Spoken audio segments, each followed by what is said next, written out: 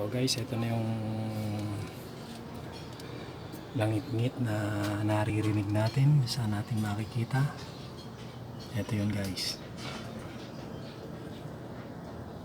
Ayan guys, nakikita nyo yung parang spaceship na yan. Parang merong spacer. Ayan o guys, nakikita nyo yan. Ayan o. Basta nasa konektado yan sa wing arm.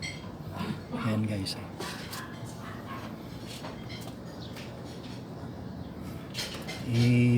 Gagalawin ko yung sasakyan, itutulak ko pababa. Ayan, nakikita nyo.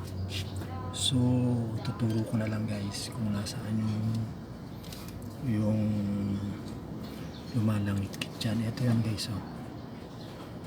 Ito yan guys. Ayan. Lalagyan nyo yan ng halimbawa kung lumalangit-ngit, malakas yung langit-ngit, lagyan nyo muna ng langis o sprayan nyo ng langis. Ganon din to. Ito. Yan guys.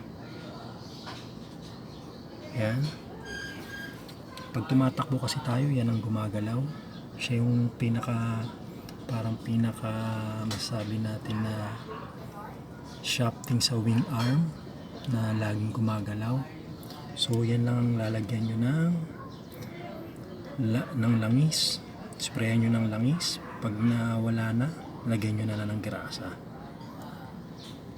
So guys, tingnan nyo. Ginagalaw ko siya guys. Wala na siyang langit.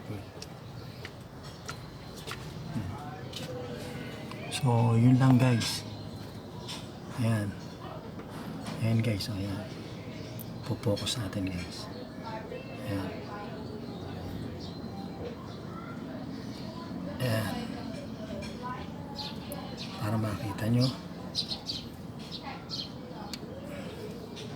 Ayan. Ayan ang nagiging cause ng langit natin. Nasa wing arm yan. Konektado. Yan ang gumagalaw. Gagalawin ko guys ha. Yan, gagalawin ko siya guys ha. Para makita. O yan o.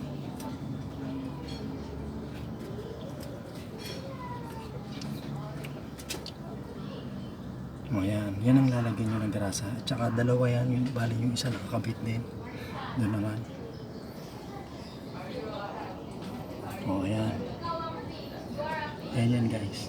Yan. Lagyan nyo lang yan guys ng langis. Pagkatapos pag nawala na yung creaking sounds,